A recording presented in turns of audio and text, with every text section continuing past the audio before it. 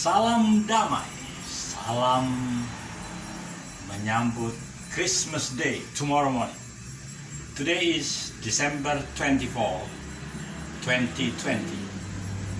I am Daniel, Indonesia. I am now making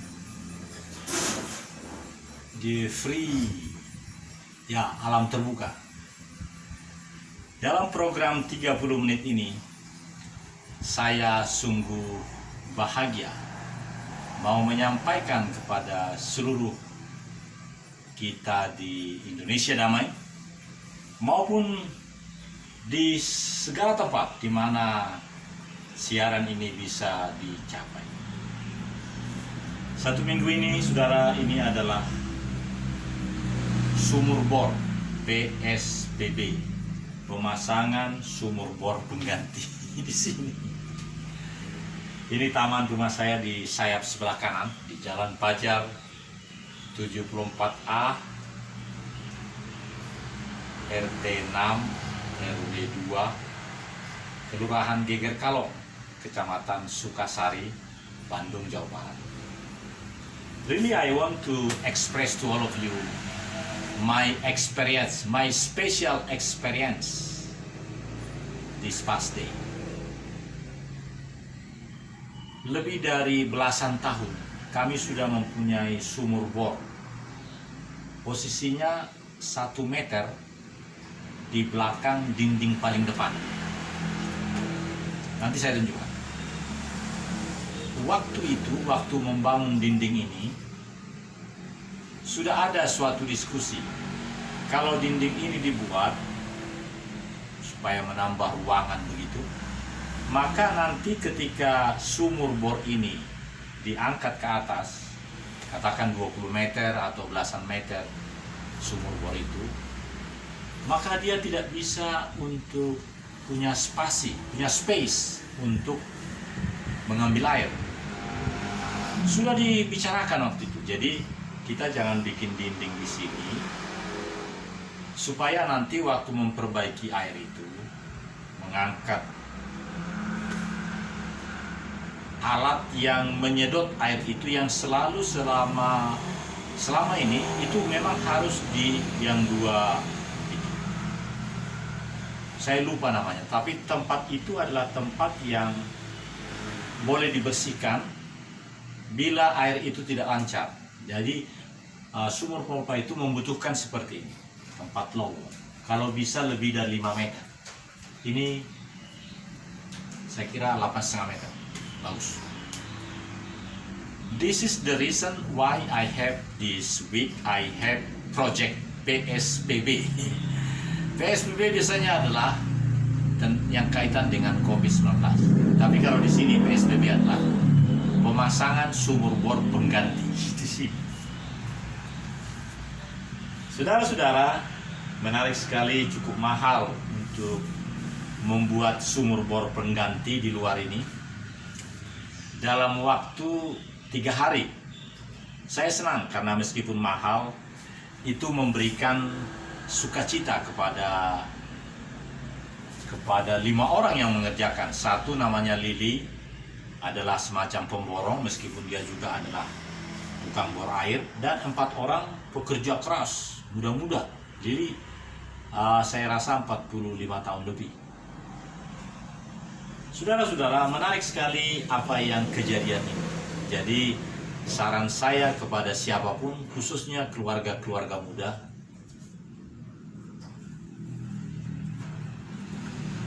topi kebanggaan ulama orang Poso, orang-orang tua Poso, raja-raja Poso.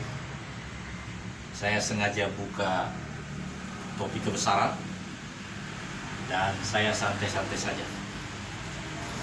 Saya menyarankan kepada semua generasi-generasi muda, bila mempunyai rumah dan ada sumur bornya, biasanya sumur bor atau sumur celup yang dibikin pakai mesin, meskipun di rumah haruslah ada sekitar di atas 8 meter, seperti ini 9 meter, untuk tempat yang lowong untuk mengambil menghilangkan segala yang tersumbat di dalam pipa itu, pipa 20 meter itu.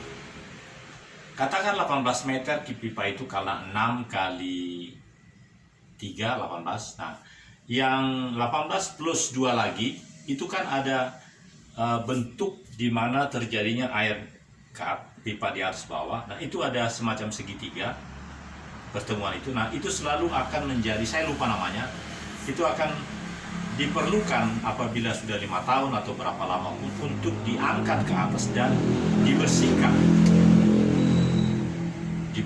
segala lumpurkah atau apa, atau supaya memperlancar air itu. Jadi diperlukan sekali, kalau bisa ya 10 meter semacam seperti itu. Saudara-saudara, inilah yang memang sangat utama dalam kehidupan kita. Di dalam cara kehidupan orang-orang sukses adalah mana yang menjadi fixed cost, mana yang menjadi variable cost. Kalau saya ingat dalam ilmu manajemen, karena saya adalah rektor Universitas Entrepreneur Indonesia dahulu, sekarang sebenarnya masih, tapi dalam masa pandemi ini. Nah, jiwa kewirausahawan itu adalah apabila kita sudah paham mana yang fixed cost, mana yang variable cost. Sebuah pesawat berangkat dari Jakarta ke Palu, tentu ada yang fixed cost. Fixed cost menurut saya segala hal yang memang harus utama diberikan, jika tidak terjadi resiko yang fatal. Misalnya yang fixed cost menurut saya adalah bahwa harus ada izin dari Jakarta, izin untuk terbang dan mendarat di Mutiara Sis Anjupri, dan segala aftur dan segala yang dibutuhkan supaya pesawat itu terbang. Tapi ada yang variable cost. Apakah itu? Variable cost menurut saya untuk sebuah pesawat yang berangkat dengan kapasitas 150 penumpang, variable cost-nya adalah apakah mungkin pesawat itu akan 150 penuh penumpangnya, karena tempat duduk 150. Bisa jadi yang 100. Jadi yang 50 boleh kita anggap variable cost. Kalau memang penumpangnya 100, ya 100 saja variable cost-nya, 100 aja dibeli makanan, kalau memang masih diberi makanan. Oh, Batik Air dikasih makanan, beda dengan Lion Air. Batik Air beda dengan yang Lion Air, dikasih 20 kg bagasi dan dikasih makan, meskipun akan sederhana, dipanaskan. Jadi yang disebut dengan variable cost bagi sebuah pesawat Batik Air dari Jakarta jam 2 sampai di Palu jam 6, hanya 3 jam lebih. Variable cost-nya adalah kalau penumpangnya 100, jangan dibeli, jangan disiapkan 150 makanan. Jangan, 150 orang makanan, jangan. Variable cost adalah bila penumpang itu memang hanya 100 atau diperkirakan 100, cukuplah beli 100 untuk variable cost makanan. Kalau 100 itu sudah termasuk kru yang 6 orang itu, biasanya 6 saya lihat, di cockpit itu ada 2, lalu pramugarinya ada 4, biasanya 4 jadi 6, katakanlah. Jadi 106 saja dibeli makanan. Begitu. Jadi sekali lagi, variable cost adalah makanan itu. Tapi bisa juga ada orang menganggap bahwa fixed cost termasuk tempat duduk 150, maka makanan juga 150. Tambah kru 6 orang jadi 156. Bisa juga. Nah, tergantung kita sebagai pengelola, penyelenggara daripada pelaku perjalanan itu atau operatornya. Apakah direktur pasasi, direktur penumpang yang mengambil kebijakan tentang itu. Tentu dia sudah bikin rumus-rumus. Saudara-saudara, demikian juga PSBB, pemasangan sumur bor pengganti. Harus saya lakukan di masa ini karena apa?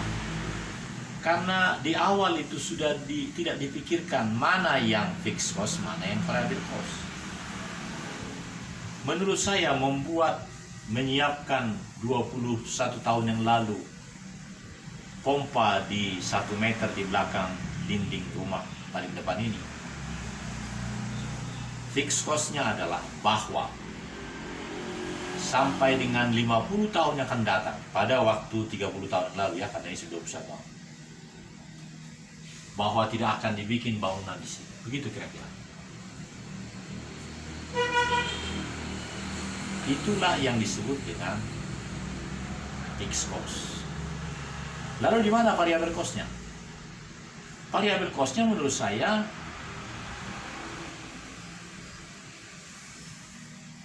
jangan berpikir untuk membuat bangunan sedemikian rupa sehingga fixed cost tadi menjadi sia-sia. Jadi pakailah semaksimal mungkin fixed cost. Variable cost memang bila perlu pasti, tapi keuntungan kita pasti akan cemerlang bila kita pandai menghitung fixed cost dan variable cost. Dalam kaitan dengan proses yang kami alami baru-baru ini, terpaksa fixed cost itu tidak diperhitungkan secara baik dan akhirnya harus membangun lagi lebih dari 5 juta untuk PSBB, untuk pemasangan sumur bor pengganti yang baru. Namun sekarang ini menjadi sesuatu yang sangat abadi. Kenapa? Karena sudah disiapkan kurang dari 10 meter ini.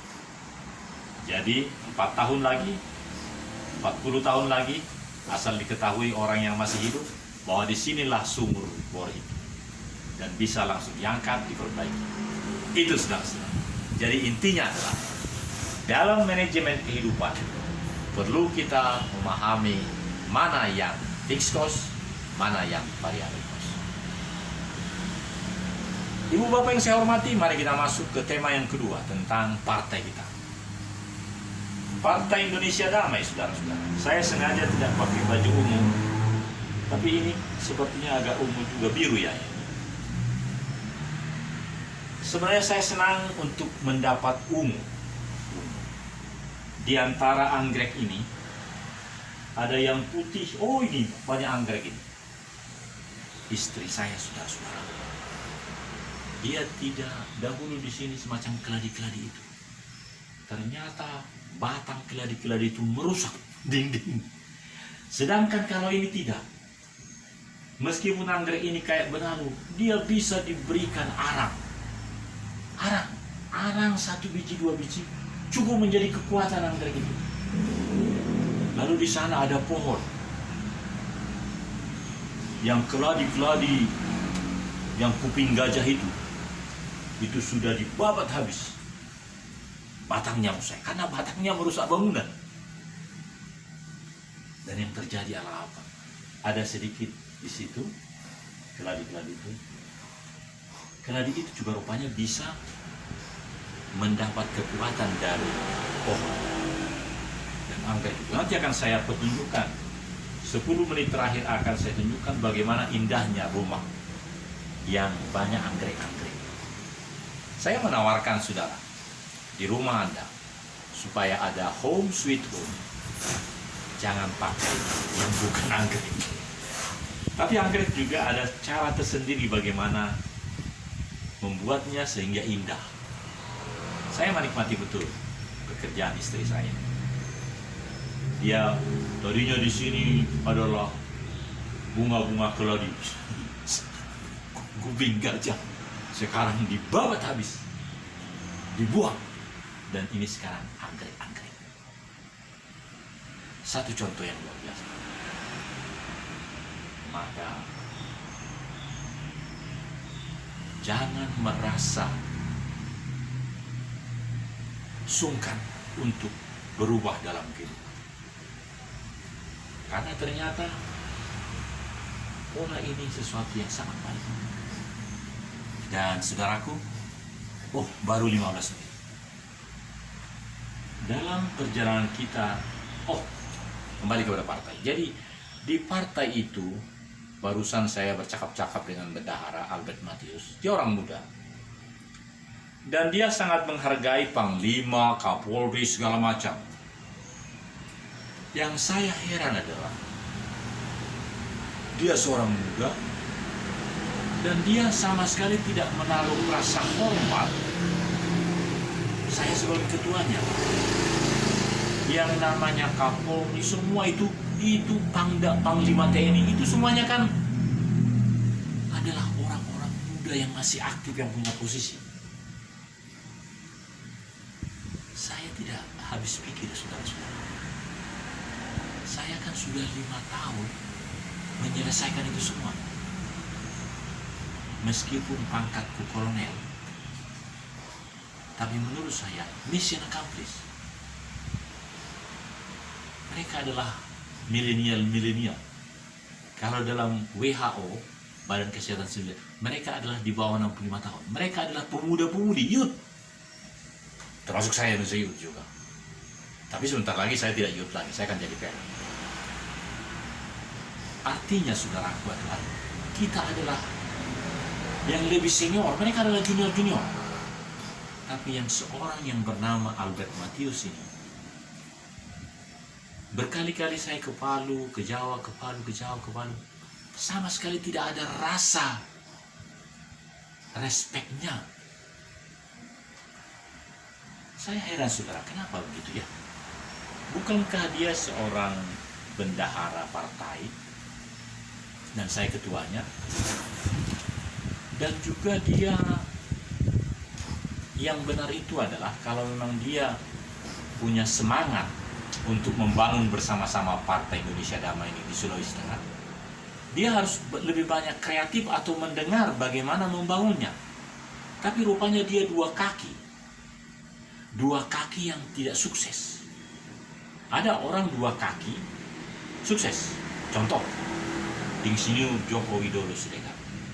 Bukan ya. Menhan. Dua kaki dia kan? Ada Fadli John dan lain-lain. Menurut saya hanya orang tertentu yang bisa dua kaki. Saya mungkin orang yang hanya satu kaki. Minta maaf ini. Pemikiran penjelasan ini perlu kita kembangkan. Jadi kalau dia sibuk sekarang melakukan pelayanan untuk Pangdam Sulawesi Tengah, Kapolda Sulawesi Tengah dan lain-lain, itu benar. Tetapi ini kaki yang juga harus dikuatkan, kaki partai ini. 4 tahun yang akan datang, partai ini akan menjadi partai yang sesuai dengan imannya. Apa iman Albert Matius? Apa iman? Saudara-saudara, seluruh anggota, seluruh pengurus Partai Indonesia Damai Sulawesi Tengah, apa iman? Iman dan tujuan kita, target kita sudah berkali-kali terus menyampaikan di sini. Ada yang kurang jelas, tanyakan. Pemahamanmu tentang imanmu tentang partai ini, sampaikan. Itu media ini. Tidak akan ada lagi waktu seperti, atau nanti akan ada, tapi waktu sekarang adalah ini. Inilah tempat kita berwacana. Semua orang, ada 10 orang bahkan yang menjadi admin, termasuk Albert Matius. Kenapa dia tidak menggunakan tempat ini, Indonesia Damai Sulawesi Tengah ini, menjadi inovatif, menyampaikan hal-hal yang bagus?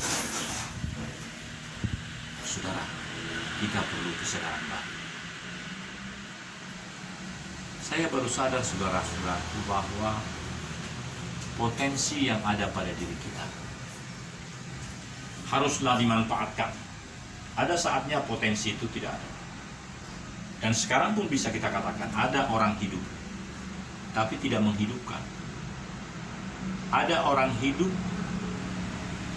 dia hanya mau berita baiknya, tapi tidak mau menjadi baik, dan kebaikannya itu menjadi baik bagi semua orang. Banyak orang seperti itu. Yang benar, saudaraku, adalah saya mau menjadi baik, Saya mau mengaminkan kebaikan itu bukan hanya saya katakan saya lakukan, dan itu menjadi terwujud dalam sikap saya, hidup saya, agenda saya, perencanaan saya, dan itu akan memberi kebaikan kepada orang lain. Karena hidup saya menjadi baik.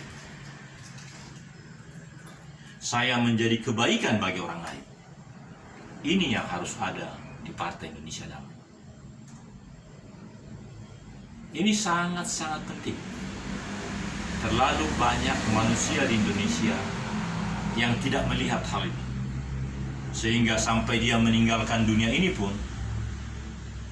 dia tidak tahu menjadi baik dan menjadi kebaikan bagi siapapun, termasuk bagi pembunuh. Saya kasih contoh, Bapak. 4 orang yang dibunuh di kampung kami, di kampung Lemban Tongoan. Termasuk rumah-rumah yang dibakar itu. Saya melihat dari sudut lain. Kalau sudut yang terang benderang jelas adalah Brigjen Harsanto, Asosiasi Pendeta-Pendeta Indonesia, Ketua Umum PGI Romar Yames Gultom, dan lain-lain, semuanya menghujat. Termasuk Presiden menghujat. Saya melihat dari sudut lain, saudara-saudara. Apa itu? Bahwa roh daripada yang datang itu sangat berbeda dengan roh masyarakat yang kelompok bala keselamatan di desa Lombantongan. Dan orang desa di hari Jumat pagi ini, tentu dengan kehadiran beberapa orang, saya nggak tahu persis berapa orang, sudah ada suatu pemahaman. Karena mereka sudah lama di sana. Siapa yang datang? Sudah paham kan? Tapi mengapa justru tidak ada sikap yang menjadikan dirinya hidup dan menghidupkan orang lain? Ini yang sangat penting, saudara. Saya ulangi. Mengapa masyarakat yang dikunjungi oleh teroris itu, Jalora dan kawan-kawan itu, mengapa tidak punya sikap, karakter, perilaku, hidup dan menghidupkan? Bahkan dia tidak mempunyai sikap menghidupkan dirinya sendiri. Buktinya dia dibunuh. Menurut saya, mohon maaf nih,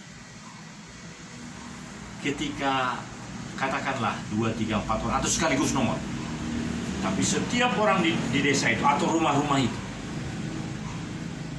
apakah satu rumah dikunjungi lalu disuruh kumpul semua atau bagaimana? Karena saya dengar agak jauh-jauh. Tapi yang jelas, orang itu yang punya roh Tuhan itu, dia akan mempunyai pemikiran. Dan bukan hanya kata-kata, dia mau menghidupkan orang lain dan dia juga. Maka yang ada dalam dirinya adalah, oh, orang ini lapar, minuman hangat kah, apakah. Selanjutnya dia akan pikir bagaimana selamat dari garangnya orang ini kan. Meskipun tidak ditunjukkan senjatanya, tapi udah jelas gaya dari orang itu. Enggak seperti ini. Jadi menurut saya roh yang ada pada orang-orang yang dibunuh itu, termasuk seluruh masyarakat yang selamat itu, menurut saya perlu dipertanyakan. Benarkah mereka memiliki roh yang dari Tuhan, yang selalu dikatakan, ketahuilah, aku menyertai engkau sampai senantiasa, sampai akhir zaman. Bahkan di pihak lain dikatakan, kamulah kawan sekerjaku. Tuhan mengatakan itu, kawan sekerjanya kita. Bagaimana kita menjadi kawan sekerja Tuhan? Sekelompok orang datang, sudah niatnya hanya mau mengambil makanan atau apa, tapi kita tidak mau menghidupkan orang itu. Saudaraku, Tuhan pun masih menginginkan orang itu hidup. Benar apa betul? Benar atau betul bahwa sampai sekarang Tuhan pun masih menginginkan orang itu hidup? Yang menginginkan dia mati adalah hukum, karena dia sudah membunuh 4 orang. Tapi itu juga perlu pembuktian, perlu pengadilan. Artinya saudaraku, kita perlu makin menjadi memahami. Seperti di awal tadi, di awal pertemuan ini, ada fixed cost, ada variable cost. Sekarang juga begitu. Mana yang sesungguhnya perlu bagi kita. Dan itu yang menjadi luar biasa di Partai Indonesia Damai. Ada pemikiran-pemikiran yang membuat kita menjadi manusia-manusia yang berbeda. Partai yang berbeda dibandingkan dengan partai mana. Saudara, ini poinnya. Mari kita bertemu mulai tanggal 4 Januari jam 7 pagi. Saya sudah berada di markas pelayanan kita di Komplek Bank Tabungan Negara Talise Permai, Blok B1 nomor 2 di kantor kita. Dan Anda tidak datang juga boleh, asal kita berkomunikasi melalui media ini, melalui apapun. Dan sungguh potensi-potensi yang lebih baik yang boleh kita berikan membangun negeri. Karena Indonesia ini sudah disebut dengan Indonesia maju. Belum pernah sepanjang kehidupan kemerdekaan bangsa ini, tahun 45 saya belum lahir. Saya lahir tahun 58. Nah, sepanjang kehidupan saya belum pernah dikatakan Indonesia maju. Amerika pun belum pernah mengatakan Amerika maju. Slogan-slogan yang diberikan, kitalah yang menganggap bahwa Amerika itu sudah maju. Tapi tulisannya, imahnya, doanya belum pernah. Amerika maju kan yang nggak ada. Tapi Indonesia berani. Jadi kalau Indonesia maju, kita pun maju. Maju di dalam pemikiran, maju di dalam sikap, maju di dalam menyampaikan ide-ide. Baik saudara, inilah penyampaian saya. Dan saya ingin memperlihatkan bunga-bunga yang indah di rumah saya. Haleluya, salut. Dari rumah saya di Jalan Fajar, kita nikmati bunga-bunga anggrek yang memang sangat indah.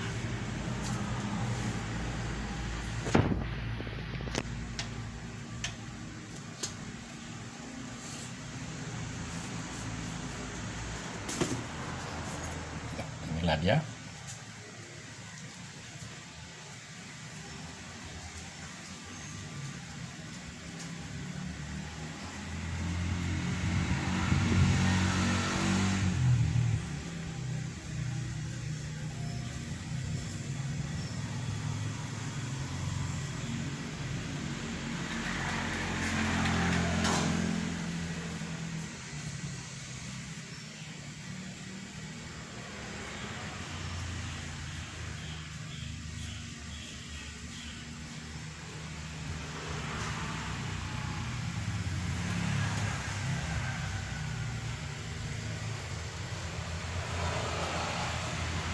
Ya, dari bawah sampai ke atas sudah dibikin menjadi anggrek. Dan yang menarik saudaraku adalah pepaya saya. Pepaya itu makin besar, daun-daunnya sangat besar. Dan mangga tetangga saya, mangga. Ya, baik. Kalau demikian, saya akan mengakhiri presentasi saya di sini.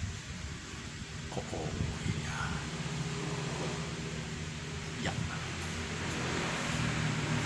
Saudara-saudara, ketika kita meyakini bahwa hidup ini adalah hidup yang menghidupkan, mari kita berubah.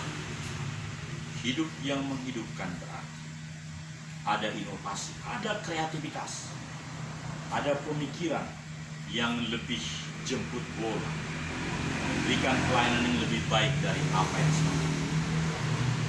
Dari Bandung, kita akan berjumpa tanggal 4 Januari sampai dengan 2 bulan di tempat pelayanan kita, Sulawesi Tengah.